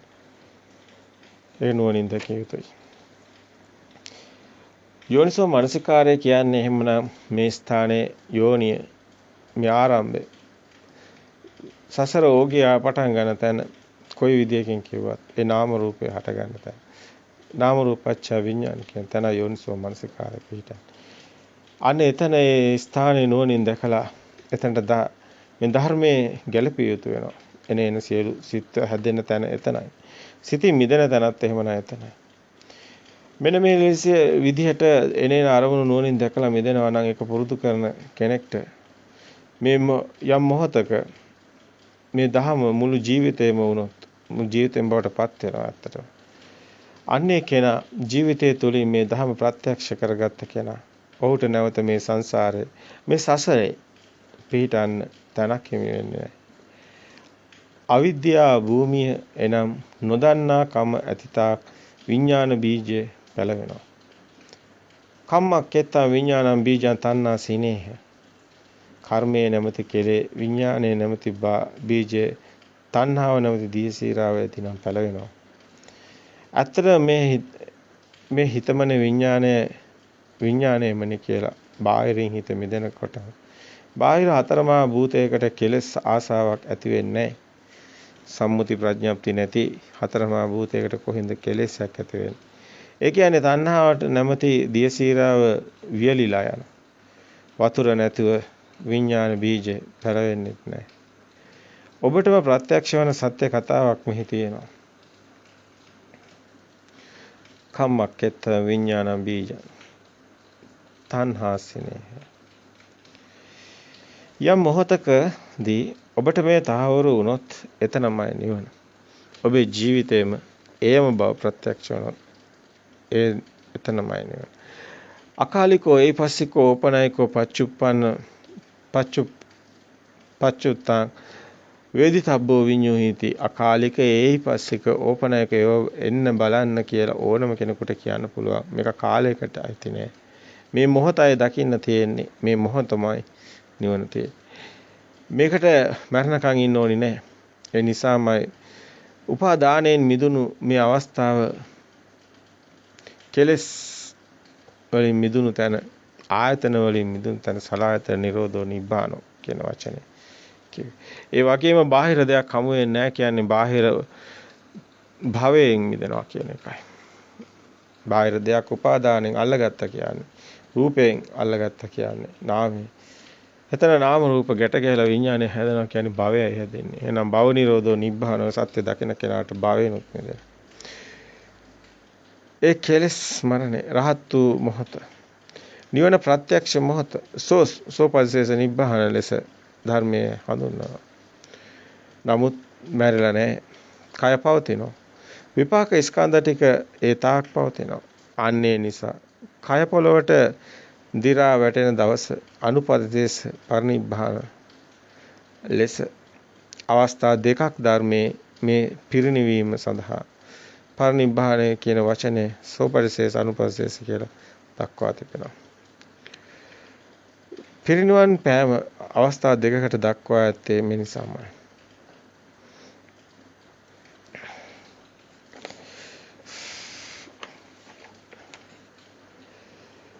කිනම් පුරාණ නවන්නති සම්භව විරන්ත චිත්ත ආයතිකේ බවස්මින් තේ කීන බීජ අවිරුජන්තා නිබ්බන්ති දීරා යදායම් පදීපෝ. තේ කීන බීජ අවිරු අවමේ කිනම් පුරාණ නවන්නති සම්භව විරන්ත චිත්ත ආයතිකේ බවස්මින් තේ කීන බීජ අවිරුජන්තා නිබ්බන්ති දීරා යතායම් පදීපෝ. බීජේ නැවත පැලවෙන්නේ නැහැ. හටගත්ත පොළොවත් නැහැ. විඥානේ නිරෝධයි. මෙන්න අපිට පැහැදිලි වෙනවා සතිය පිහිටා කටයුතු කිරීම ඊටම වැදගත් බව. පජානාති ජානාති කියන්නේ දැන ගැනීම දැනගන්නවා. පජානාති කියන්නේ නුවණින් දැනගන්නවා. කුමක් හොඳ විඥානේ හටගත්ත දැනගන්න. සම්පජානේ පිහිටා සිටින නාම රූප වෙන්කර දැකීමේ නුවණ තියෙනවා. හටගෙන නිරුද්ධ වෙන බවක් නම් දැක්කේ ඒ ස්කන්ධයන්ගේ බිඳීම වෙනවා. ස්කන්ධයන්ගේ උදේව දැකීමේ නුවණ මෙතනයි. අරමුණු බාහිරට යන සංඛාරය නුවණින් දැක විඥානයේ මායාව රැවටීමක් බව නුවණින් දැක හඳුනගත් කල විඥානයේ බාහිර රූපයකට පතිත වෙන්නේ නැහැ. අපපටිත්‍ත විඥානය. එනම් බාහිර රූපය මත පතිත නොවන විඥානය. අර අපි කලින් පැහැදිලි කළ උදාහරණය ලෙස එළියේ දෙයක් තියෙනවා කියලා ඒ දැනුණත් ඔළුව හරවල බලන්නේ නැහැ. ඒ වෙනුවෙන් Tamanට ක්‍රියාවලියක් සිද්ධ වෙන්නේ නැහැ. Taman කර්මයේ සකස් වෙන්නේ නැහැ. අවිද්‍යාව පත්‍ය සංඛාරා සිද්ධ වෙන්නේ නැහැ. මෙතන සබ්බේ සංඛාරා අනිත්තා යදා පඤ්ඤාය පස්සති. මේක යථා භූත නුවණින් දකිනවා. යදා ප්‍රඥාවෙන් දකිනවා. මේ සංඛාරා මේ හටගත් විඥානේ බාහිර පතිත වෙලා කර්මයේ රැස්වීමකට යන්නේ නැහැ. ඒ සිතුවිලි සත්‍ය වෙන්නේ නැහැ. සියලු සිතුවිලි අනිත්‍ය බව. අනිත්‍ය දුක්ඛ අනාත්ම බව දකිනවා. සබ්බේ සංඛාරා අනිච්චා, සබ්බේ සංඛාරා දුක්ඛා, සබ්බේ සංඛාරා සබ්බේ ධම්මා අනාත්මා. මේ විදිහටයි ධර්මයේ පෙන්නන්නේ. ඒ වගේම යදා පඤ්ඤාය පස්සති එනෝනෙන් දකින්න කෙනා අතිනිබ්බන්ති දුක්ඛේ දුකෙන් මිදෙන. හේස මග්ගෝ විසුද්ධිය. එයා එකම මග්ග විසුද්ධියට. මෙතන මේ හටගන්න නිරුද්ධ වෙන මේ සිතක් මේ හටගන්නේ විඥානයේ අනිදස්සන විඥානය කියලා කිව්වේ. බාහිර පතිත නොවුනත්. හැබැයි කෙනා මේ නුවණින් දැකලා තමන්ගේ සිතමයි මේ හටගෙන සිතමයි බාහිරින් දකින්නේ කියලා බාහිරට යන්නේ නැතුව මේ එතන සිතත් හැබැයි මායාවක්. සිතත් පවත්මක් නැහැ. ඒක මිරිඟුවෙන් හටගත්තේ ප්‍රතිබිම්බේ. ඒයි සත්‍යයක් නැහැ. දෙවෙනි කාරණාව නම් ඒ ක්ෂණිකවම හටගෙන නිරුද්ධ වෙලා අලුත් සිතක් පහළ වීම. එහෙමනම් මේ සියලු කතාව තියෙන්නේ එක සිතකයි ක්ෂණයක සිතකයි කතාව තියෙන්නේ. ඒ ක්ෂණයක සිතකයි එහෙමනම් මේ හට ගැනීම අල්ල ගැනීමයි. මිදෙන්නෙත් එහෙමනම් ක්ෂණයක සිතක් මොහොතට අවදීම කියන කාරණේ බුද්ධ ක්ෂණය කියන තැන අපි නුවණින් දකින්න ඕනේ. ඉතින් මේ දකින කෙනා තමයි නිබ්බිදාන්ති කලකිරීමට එන්නේ මේ සිත ගැනයි. නිබ්බිදාන්ති විරාගන්ති. අන්නේ කෙනා අල්මක් එන්නේ නැහැ. නිදීමට එනවා විරාගයට එනවා. විරාගන්ති නිරෝධන්ති. අන්නේ කෙනා නිරෝධයට යනවා. නිරෝධන්ති පටිනිස්සග්ගානුපස්සී. ඒ කෙනා පටිනිස්සග්ගා නැවත හට ගැනීමක් සිද්ධ නොවන තැනට කාරණා සිද්ධ වෙන්නේ. නැවත හට ගන්න නැහැ කියන්නේ නැවත සිතක් හට ගන්න හේතු නැහැ. සිතින් මිදෙන තැනත් එතනමයි. සිතක් හටගත්තොත් මෙතන සත්‍ය නම් ඔබ ප්‍රායෝගිකව දකින්න වෙද්දී දකින්න ආකාරය නම් සිත හටගෙන නිරුද්ධ වීම. ඒ සිතට රින්ගන්නේ නැහැ. සබ්බේ ධම්මානාලං අබිනිවේසක් කියන තැන. හටගත් ස්කන්ධය එතනම නිරුද්ධ වන බවට ඇති නුවණයි. කිනම් පුරාණං නවන්නත්ති සම්භවං විරන්ත චිත්තා ආයතිකේ බවස්මින් කියලා කියන්නේ. අනාගත භවය සඳහා ඉලක්කයක් හඳුනාගෙන නැහැ. තේකේන බීජ අවිරූප ජන්තා තේකේන බීජ අවිරූප ජන්තා ඒ බීජය නැවත පැලෙනොය. එදිනෙදා ඔබට එන සියලු අරමුණු කෙරෙහි ඔබ සිහිය පිහිටුවා කටයුතු කළ යුතු වෙනවා. ඔබට දැන් කරන්න දෙයක් තියෙනවා. සත්‍ය ඥානය ඇති කෙනාටයි කෘත්‍ය ඥානය. කෘත්‍ය ඥානය ඇති කෙනාටයි කෘතඥානය. හැබැයි ඔබට එන සියලු අරමුණු සියලු සිතුවිලි සතර ඉරියව්වෙම ඔබ විසින් නුවණින් දැකිය යුතු වෙනවා. ගච්ඡantiවා ගච්ඡanti මේ මානසිකාරය සියලු අරමුණු කෙරෙහි පැවැත්විය යුතුයි. ගච්ඡantiවා ගච්ඡanti තිතෝවා තිතෝමීති සයනෝවා සයනෝති නිසින්නෝවා නිසින්නෝති යතා යතා පජානාති තතා තතාවා පජානාති අභික්ඛන්තේ පටික්ඛන්තේ සම්පජානකාරී හෝති ආලෝකිතේ විලෝකිතේ සම්පජානකාරී හෝති සංචින්තේ සම්නිතේ ප්‍රසාරිතේ සම්පජානකාරී හෝති. එහාට මෙහාට යනකොට වටපිට බලනකොට අතපය දිගහරනකොට මල මුත්‍රා කරනකොට කනකොට බොනකොට ඇවිදිනකොට නිදිනකොට වාඩි වෙනකොට සක්මන් කරනකොට නිහඬව මේ සත්‍ය දකිමින් නුවණින් සිහියෙන් සියලුම සතර ඉරියව්වෙම ක්‍රියා කළ යුතුය.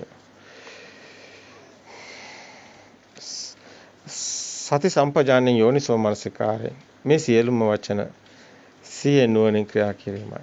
ඒ කියන්නේ අරමුණු දැකීමයි. බුදුන් වහන්සේ අප වෙනවා යමෙක් මේ සතර සතිපට්ඨානේ හරියට වඩයිනම් රූපේ සත්‍යක් නොවේ, එය සිතේම හට ගන්න බව, වේදනාව සත්‍යක් නොවේ, වේදනාවක් පමණයිට හිමිකාරයක් නැහැ.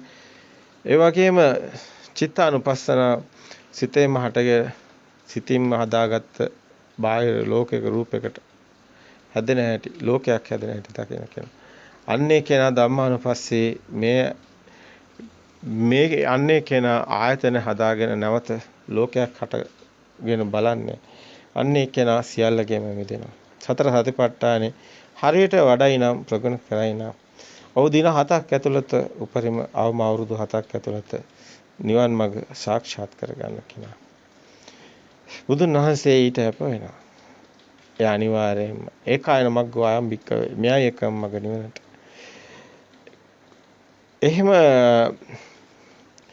දර්ශනයේ නිසියාකාරව අවබෝධ නොකර මේ මාර්ගයේ ඵල ලබන්නට බෑ. ඒකත් හරියට ලිපිණියේ නොදැන යන ගමන වගේ. පරතෝ ഘോഷය ලබාගත් දැනුම ඒ සුතමේ භාවය ඒ දර්ශනය සත්‍ය කර ගැනීම සඳහායි අපි භාවනා කළ යුත්තේ. අපි ඒ ගැන ප්‍රතිපදාව ගැන අවසන කටයුතු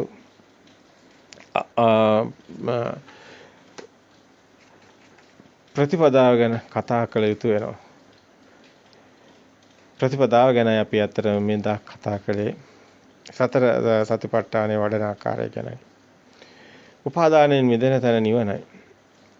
උපාදානය කියන්නේ බාහිර රූපය අල්ලා ගැනීම නාම රූපය ගැන මේ දිගටම අපි කතා කරන්නේ. සතර සතිපට්ඨානයේ වඩන කෙනාට සිද්ධ වෙන ස්කන්ධයේ උදේවැය දැකීම කියන තැන ස්කන්ධය කියන්නේ වේදනා සංඥා සංකාර. විඳීම හැදීම දැනගන්න. උදේවැය දැකීම කියන්නේ හට ගැනීම සහ නිරුද්ධ වීම දැකීම කියන එකයි.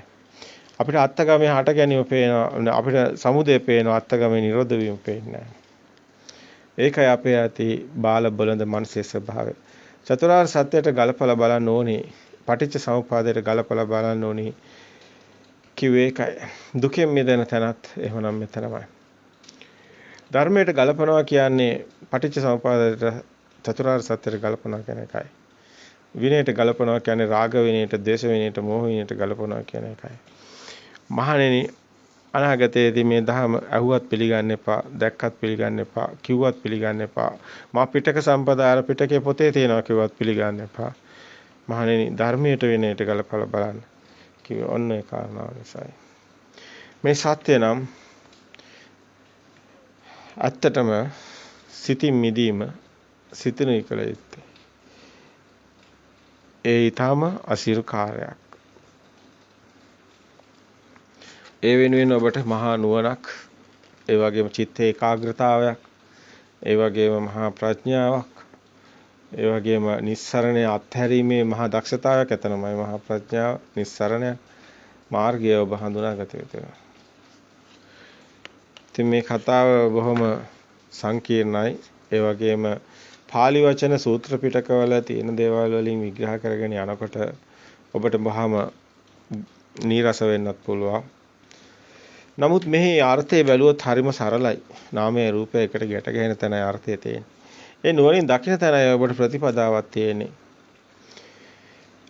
අනිච්ච සංකතං පටිච්ච සමුප්පන්නං කාය ධම්මං වාය ධම්මං නිරෝධ ධම්මං. සිතේ හටගත්ත හැම මානසිකාරයකම ස්වභාවය මෙයයි. මේ ගැන අනිත්‍ය ස්වභාවය, වැය වෙන ස්වභාවය, ෂය වෙන ස්වභාවය, මේ සියල්ල සංකතයෙන් හේතු නිසා හටගත්ත දේ හේතු නැති වෙන බවයි ධර්මයේ සඳහන්. යනිච්ඡන් නල්බදි තම්පි දුක්ඛං. මේ සියලු වචන වලින් කියවෙන්නේ එකම දෙයමයි. බලාපොරොත්තු බිඳෙන තැන අපිට දුක ඇති වෙනවා.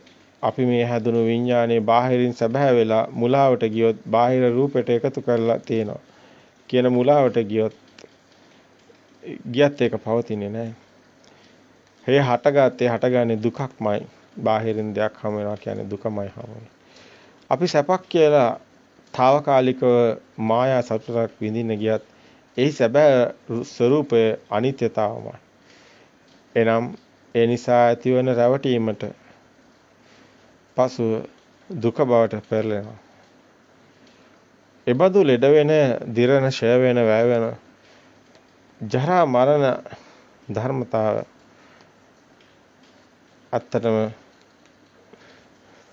මේ ධර්මය අවබෝධ කරගන්නවා කියන්නේ ඒකේනා කාම භූමියේ ලොල් විච්ච කාම සුකල්ලිකානේ කෙනෙකුට ලේසි නෑ. ඒ වගේම අනිත් අන්තය වන අත්ත කියලා මතාන යෝගයට ලොල්ුණු කෙනෙකුටත් හිර වුණු කෙනෙකුටත් ලේසි නෑ. අන්තයක හිර වෙනවා කියන්නේ දෘෂ්ටි එකයි. නාම රූප දෙක ඇති තනයි මේ අන්තය හමු වෙන්නේ. අන්ත වලින් මිදුණු තනයි නිස්සාරණ මාර්ගය වෙන්නේ. ඇත්තටම අපි ඉන්න ලෝකයේ අපි හිර වෙලා අපි කතා කරන හැම දෙයකම කම්සප හොයමින් යන ලෝකෙට මේ දහම ඊටාම අසීරුයි. ස්මතු වීම ඊටාම අසීරු කාලේ අවමෙන් මේ ගෙවෙන යුගයේ නම් ඊටාම වාසනාවන්තයි. කොයිතරම් කරදර සබා දහමේ නිර්ණායක තිබුණත් දහම විනිවිද භාවයකින් ඉස්මතු වීගෙන ආලෝකමත් කරමින් ප්‍රභාවත් වීගෙන යන කාලයක් බව අපට දැනෙනවා. බොහෝ දෙනා බඩමුට්ටු රැස් කරගෙන දූ දරුවෝ ගෙවල් දොරවල් රැස් කරගෙන සප වෙන කල අප විසින් ඒ සියල්ල ඉවතලා පසකලා මේ නිවන් මඟ මේ ඉපදුනේ මේ මොකද්ද මේ සත්‍ය පරම සත්‍ය අපි දැනගත යුතුමයි කියන අදහස අපිට පිහිටියා. ඒ වෙනුවෙන් අපි කටයුතු කළා. ඒ වෙනුවෙන් අපි මහා වීරයෙකින් අපි නොසැලෙන මහා අදිෂ්ඨානකින් ධෛර්යයෙන් කටයුතු කළා. අර උරග සූත්‍රයේ අර උරග ජාතකයේ තාත්තයි පුතයි ගියා හේනට. සර්පේ ගහලා පුතා මල. දැන් කරන්න දෙයක් නැහැ. දර ගොඩක් ගහලා ළඟින් ගිය මගේගේ අතේ ගෙදරට පණිවිඩයක් යනවා. එක බත් මුලක් විතරක් අරගෙන ගෙදර අනිත් අයත් එක්ක එන්න කියලා. ගෙදර අයත් ආවා. මිනිහ දවල අවසන් කළා. මේ කතාවේ තව පොඩි දෙනව පණිවිඩයක්. සක්‍රිය අහනවලු ඊට පස්සේ ඇයි අඬන්නේ නැත්තේ කියලා. මෙයා අපි ළඟට ආවේ කියලාත් නෙමෙයි. මෙයා අපිව දාලා ගියේ කියලාත් නෙමෙයි. ඉතින් එහෙම දෙයකට මම මොකටද අඬන්නේ? මෙහෙම හිතක් හැදෙන්න නම් ඔබ කොයිතරම් ශක්තිමත් වෙනවද? ඔබ මේක නිකන් කතාවකට ගන්න එපා. මේ තමයි යථාර්ථය. ලෝකේ පරම සත්‍යය. ඒ අවබෝධ කරගත්ත මුනිවරු අදත් පවතිනවා. අදත් ඉන්නවා. ඉතින් මේ මුනිවරුගේ ස්වභාවයමයි මේ පෙන්වන්නෙත්. මෙතන තියෙනවා මහා ගැඹුරු කාරණා. අපි ගොඩක් වෙලාවට අපේ දේවල් ගැන හිතනවා. අපේ දරුවෝ, අපේ ගෙවල්, අපේ දරුවෝ. ඒත් අපි මේ සේරම මිනිස්සු එකයි නේද කියලා කවද්ද හිතන්නේ? හැමෝම ඉන්නේ තමන්ගේ හිතේ. හිතේ ඉන්න පිටා ඉන්නේ හිතේ. තමන්ගේ අය ඉන්නේ හිතේ. මේ කොහෙද අන්ත දෙකක්. පිටා අය තමන්ගේ අය කියලා බාහිර රාජ්‍යත් කියලා දෙපැත්තකට බෙදුනේ කොහොමද? ඒ තුලමයි මායාකාරී සිතේ උපත. මායාකාරී සිතේ මිදීමට තියෙන්නේ මේ අන්ත දෙක හඳුනාගෙන දෙපැත්තක් නැති බව අවබෝධ කිරීමයි. සිතමයි බාහිර කියන්නේ. ඔබට හතුරෙක් ඔබට ගහන්න ආවත් ඒ හතුර නොහිටින්න ඔබට බාහිර දෙයක් නැති වුණොත් ඔබ අභ්‍යවකාශයේ තනියෙන් ඉපදුනා වගේ වෙනවා. විශ්වයේ තනියෙන් ඉපදුනොත් මොකද වෙන්නේ? ඔබට සිතක් කොහෙන්ද? කාටද කියන්නේ? කොහෙන්ද සිතක් පහළ වෙන්නේ? සිතක් පහළ වෙන නම් බාහිර තියෙන්න ඕයි. බාහිර අනුවයි සිතක් සකස් වෙන්නේ. ඒකයි බාහිරේ ප්‍රතිබිම්බයක්මයි මේ සිත කියන්නේ. එහෙමනම් ඔබට හතුරෙත් නැහැ, මිතුරොත් නැහැ. ඇත්තේ සිතක් පහළ වීමක් පමණයි. ඒ අවබෝධ කරගනී නම් එහි හැඩතල ප්‍රඥප්ති සම්මුති ඉවතලුත් ඔබ සියල්ලෙන් මිදුනොත් සබ්බේ ධම්මා නාලාභිනියස කිසිවකට ඔබට රින්ගන්න හේතුනේ. සබාධම පමණක් ඔබට උරුම වෙනවා. මෙන්න මේ උතුම් අවබෝධය ඇති කරන්න අපි උත්සාහ කරේ. සතර සතිපට්ඨානය වඩන්න ඕනි දර්ශනය දැනගෙන. මුකුත්ම දන්නේ නැතුව සතර සතිපට්ඨානය වැඩුව කියලා නිවන් දකින්න ලැබෙන්නේ නැහැ. අපි තාම භාවනා කරන හැටි පැහැදිලිව කතා කළේ නැහැ. අතරම අපිට භාවනාවක් තියෙනවා. සබ්බාසව සූත්‍රය තුළ බුදුන් වහන්සේ පැහැදිලිවම දේශනා කරනවා. දස්සන පහතබ්බ අදිවාසන පහතබ්බ සංවර පහතබ්බ විනෝදන පහතබ්බ ඒ වගේම අවසානයේ කියන්නේ භාවනා පහතබ්බ. කෙනෙක් කියයි නෑ භාවනාව අවශ්‍ය නෑ කියලා. ඔව් අවබෝධය වෙනකොට ඔබට දර්ශනේ පහළ වෙයි. නමුත් ඔබ ඒ දකින දර්ශනය ඔබ මේ සංඥාවේ ස්වභාවය පෙර මතකයේ ආපු හැටි මේවා නුවණින් දකින්න ඕනේ තැන්. ඒ වගේම මිදෙන හැටි. මේ කෙනාට සතර ඉරියව්වෙම කරන භාවනාවක් තියෙනවා. බුදුන් වහන්සේ පනවන්නේ විපස්සනා භාවනාව, විදර්ශනා භාවනාව. ලෝකේ පළමු වරට හඳුන්වා දෙන්නේ බුදුන් වහන්සේමයි. මේක පරයන්කේ වාඩි වෙලා ඇස් දෙක පියාගෙන ඉන්න එකක්ම නෙමෙයි. එනේන අරමුණු ඒ හේතන දැකමින් මිදෙන ගමනක් මේකේ තියෙන්නේ. මේක ටිකක් වෙනස්. වේදේ තුල පෙන්වන භාවනා ක්‍රමත් අපි බුදුදහම කියලා කතා කරන භාවනාවත් එක හා සමාන නැහැ. මේ අනිමිත්ත සමාධිය ඒ වේදේ තුල පෙන්වන නිමිතිගත සමාධිය නෙමෙයි. උන් කතා කරනවා කුණ්ඩලිනී යෝග ගැන. උන් කතා කරනවා එහෙම ශක්තියක් උපදිනවා විශ්වයේ. උන් බොහෝ දේ කියනවා. සත්‍තිස් ආනන්ද කියමින් වේදේ තුල බොහෝ කතා විශ්මත වෙනවා. ඒ තුල උන් විඥාණය ගැන කතා කරනවා. ඒද ඔව් බුද්ධ කියන ගැන කතා කරනවා. අනිත්‍ය දුක්ඛ අනාත්ම කියලා. උන් කතා කරනවා මේ ලෝකයේම ඒ මහා බ්‍රහ්මයාගේ දසවෙනි අවතාරය කියලා වුන් බුදුන් වහන්සේ ගැන ඔවුන් විසින් විග්‍රහ කරන්නේ. එවැනි හැල්ලුවකටත් ලක් කරනවා. එවැනි දෘෂ්ටියකටත් කොටු කරනවා. මේ කාරණා නුවණින් දකින්න ඕනේ. එහෙම මේ බුදුන් වහන්සේ කියන්නේ බ්‍රහ්මයාගේ මේ දසවෙනි අවතාරය නෙමෙයි. නමුත් මෙහි ඉදිරිපත් කිරීම වල ස්වභාවය ගැලපුවොත් ඔබට යමක් පේන්න තියෙයි. මේ හැමතැනම සබදාමේ න්‍යාය අතින් මිදීමේ ස්වභාවයත් ගැනයි කතා කරන්නේ. හේතුඵල ධර්ම කියන තැන අපිට හේතු නිසා ඵල ඇති වෙනවා කියන කොටස් තනිකරම සබදාමත් එක්කයි සම්බන්ධ වෙලා තියෙන්නේ. ඇත්තටම ආලෝකයක් නැත්තම් පෙනීමක් සිද්ධ වෙන්නේ. ඒ වගේම තමයි ඔබට වාතයක් නැත්තම් ඔබට ශබ්දයක් එන්නේ නැහැ. මේකේ දැනීම කියන කොටස නම් ඔබ සිතින් හදා ගන්න කොටසමයි. නමුත් බාහිර ඇති ආලෝක, ශබ්ද, කිරණ ඒ ස්වභාව වලින් අපි සම්මුති ලෝකයක් හදාගෙන ජීවත් වෙනවා. එයයි අපේ ගැටලුව. බාහිර ඇති දේ නෙමෙයි අපේ ගැටලුව. අපේ සිතෙන් හදාගන්න දේ ගැටලුව. මේකට රැවටිලා මායාවට රැවටිලා ඒ ගිනි ගොඩක අපි දැවෙනවා. ඇලෙනවා, ගැටෙනවා. දුකමයි උරුම වෙන්නේ. එතකොට බාහිර මුකුත් නැද්ද කියලා කෙනෙක් අහයි. තියෙනවා කිව්වොත් සාස්ත්‍ව දෘෂ්ටිය, නෑ කිව්වොත් උත්තර දෘෂ්ටිය. ඇත්තටම උත්තරේ හේතු නිසා අටගත් දේ හේතු නැති වෙන විට නැති වෙනවා. ඉමස්මින් සති ඉදං හෝති ඉමස් උපද්දා ඉදං උපජ්ජති ඉමස්ස නිරෝධා ඉදං නිරුජ්ජති. මේ ඇති කල්ලි මේ වේ. ඉමස්මින් සති ඉදං හෝති. මේ ඉමස්මින් අසති ඉදං නහෝති මේ නැති කල්ලි මේ නොවේ. ඉමස්ස උපද්දා ඉදං උපදේ මේ ඉපදුණු කල්ලි මේ උපදේ. ඉමස්ස නිරෝධා ඉදං නිරුජ්ජති මේ නැති කල්ලි මේ නැති වේ. මේ හේතුඵල ධමයේ මූලික સિદ્ધාන්තයයි. හේතු නිසා හටගත් ඵලය හේතු නැති විට නැති වෙන. හැබැයි මේ ක්ෂණික සිතත් මෙයමයි. මේ හදාගත්ත රූපේමයි මම කියලා ගත්තොත් මමමයි රූපේ කියලා ගත්තොත් ওই රූපය තුල මම ඉන්නවා කියලා ගත්තොත් මා තුල රූපේ තියෙනවා කියලා ගත්තොත් ඔබ කොටු වෙනවා රූපයන්තට. රූපං අත්තතෝ සමුනුප්පස්සති රූප වත්තං වා අත්තතෝ සමුනුප්පස්සති රූපස්මින් වා අත්තාන සමුනුප්පස්සේ අත්තනී වා රූපං සමුනුප්පස්ස. මේ කියන්නේ එකම කාරණය. රූප වේදනා සංඥා සංඛාර විඥාන ලෙස පංච උපාදාන පංචස්කන්ධයේ ගලපා 20 ආකාර සක්ඛා දිට්ඨිය හැදෙන ස්වභාවය එන්න මේ විදිහට වේදනාව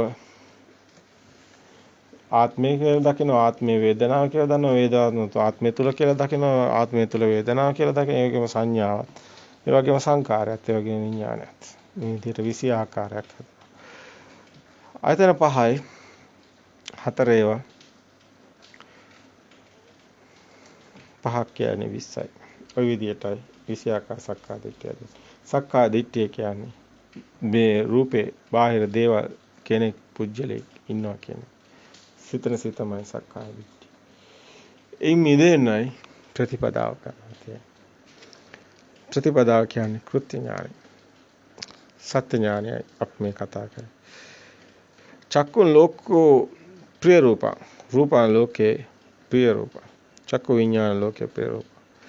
මනෝ විඥානයේ මෙන්න මේ ප්‍රිය රූප තියෙනවා කියන තැන. චක්කුන් ලෝකෝ ප්‍රිය රූපං කියන තැන. මනසට අරමුණු වෙන්නේ මනෝ විඥානයේ දැන ගැනීමට එනවා. මනසට අරමුණක් මනෝ විඥානයේ දැන ගැනීමට. මෙතනදී භෞතික අරමුණු නැති වේ. සිතුවිලි විතරයි මනසට අරමුණු වෙන්නේ. හැබැයි ඒව චක්කුන් ලෝකෝ ප්‍රිය රූපං. ප්‍රිය රූප තියෙනවද? මේ ලෝකේ තියෙනවද?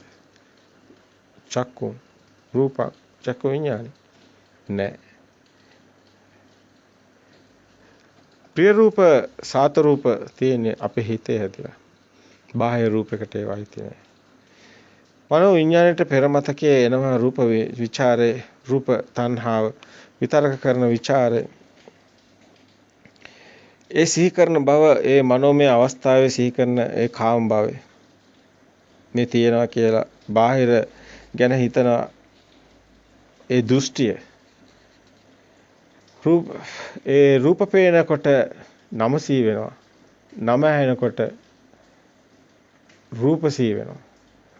රූප විචාරේ තණ්හාවට පාර හදලා දෙනවා. මේ නිසාමයි අපිට දේවල් තියෙනවා, රූප තියෙනවා, තණ්හාවට පාර හදලා තියෙන්නේ.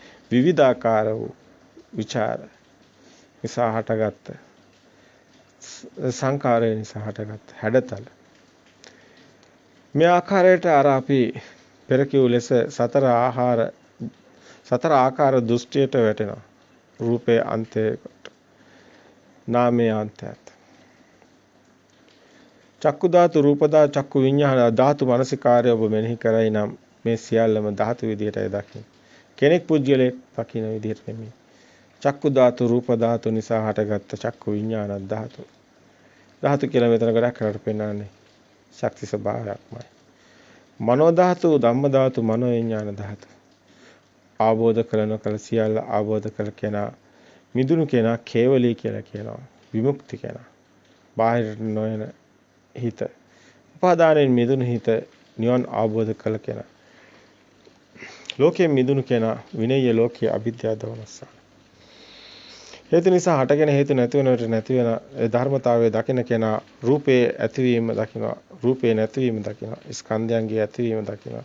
නැතිවීම දකිනවා. ලෝකයට ඇලුම් කරන්නේ නැහැ.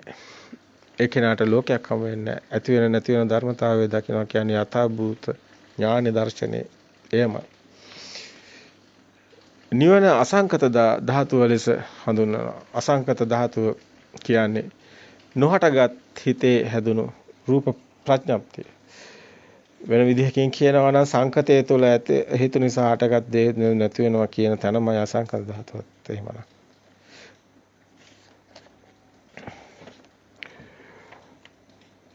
අපි මේ විදිහට මේ විවිධාකාර වූ අර්ථකථන ගැන පැහැදිලි කිරීම ටිකක් කරගෙන ආවා. මේ දක්වා අපි ඒ කරපු ඉදිරිපත් කිරීම තුළ අවිල්ල නැවතෙනවා හැමතිස්සෙම ඔබට දැනෙනවා නාම රූප තියෙන තැන. ඒ විඥාන ගාවින් නවතිනවා අනිදස්සන විඥානට යන නිසා. අනිදස්සන විඥානය තුළ තියෙන ශුන්‍යතාවය ක්‍රියාසිත ගැන අපි ඉන් ඉදිරියට කතා කරන්න ඉඩ තියාගමු.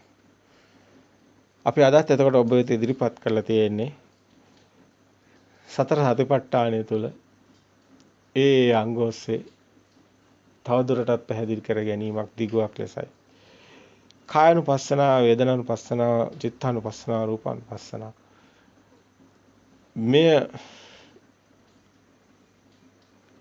අවබෝධ කර ගැනීම සත්‍ය ඥානයි. ඒ සත්‍ය ඥානයේ තුලින් ඔබ ලබන ඒ දර්ශන සමාපත්තිය ඇති කෙනාට එනේන අරමුණු දකින්න තැන තියෙන්නේ, දකිමින් මිදෙන තැන තියෙන්නේ කෘත්‍ය ඥානය කියන්නේ. විතර තියෙනවා කෘත්‍යයක් කළ යුතු දෙයක්. අත්‍තරම ආරේකාන්ත සීලය කිව්වත් නිවැරදි. එනේන සියලු අරමුණු දකිමින් මිදෙන අනිමිත්ත සමාධිය ඔබ විසින් ඔබ සිතින් මෙය මුලින් වීරයෙන් කළ යුතු වෙනවා. ඒ નિરાයාසයෙන්ම සිතම බවට පත් වෙන දිනේ නැතෙක් ඔබ විසින් ඒ ආත්ම නොහල යුතුයි. ඒ තුළමයි භාවනාව තියෙන්නේ. ඒ විපස්සනා භාවනාව සමත භාවනාව නොවේ. අපි මීට පෙර දේශනා කීපයක් ඉදිරිපත් කරා. ඒ සිත තුළ තියෙන භාව ස්වરૂපයක්. නිබ්බිදාවට යනවා සිත ඒ මොහොතේ ක්ෂණිකව හටගෙන නිරුද්ධන හිත දකින්න ඕනේ. බද්දේකරත්න සූත්‍රයේ එතනදී හොඳින් දකින්න ඕනේ. ඇයි මේ ඒකෝ කියන හුදකලාවට එන තැන, ශුන්්‍යතාවයට එන තැන. අතීතනාත්ව ගම්මේ නපටික්කං කිය අනාගතං පච්චුප්පන්නං චේතම් මතතතර විපස්සති කියන කාරණේ. අපි හැමතිස්සෙම ඉන්නේ අතීත සිතක් එක්ක. අතීත සිතුවිලි අපිට පේන්නේ. අතීතය තාම ඇවිල්ලා නැහැ. අතීතනාත්ව ගම්මේ නප්පටික්කං කිය අනාගතං අනාගතේ තාම ඇවිල්ලා නැහැ. අතීතේ ගෙවිලා ඉවරයි. නප්පටික්කං කිය අනාගතේ තාම ඇවිල්ලා නැහැ. මේ මොහොතේ දැකීමක් මොකද්ද මේ තියෙන්නේ? ඒකත් මායාවක් වෙනවා. හොඳට බලන්න. අතීත සිතක් හැම මොහොතේම අපිට දකින්නේ. මේ මොහොතේ දකින්නේ අතීත සිතක්. ඊගාම දකින්නේ අතීත සිතමයි අපි දකින්නේ. අපිට වර්තමානයේ හමු වෙන්නේ ඇත්ත කතාව. අපි අතීතයේ අනාගතය අදමින් යනවා. ඒ ක්ෂණික සිත දකින්න කෙනා නිවන දකින්න කෙනා මේ සිතින් මිදෙන කෙනාට මේක හොඳින් ප්‍රකට වෙන්න ගන්නවා. විසිරෙන හිතට මේ කිරීමත් ලේසි නෑ. නිසා සමතේ වැඩිම විසිරෙනවා නම් හිත ඒකත් සුදුසුයි.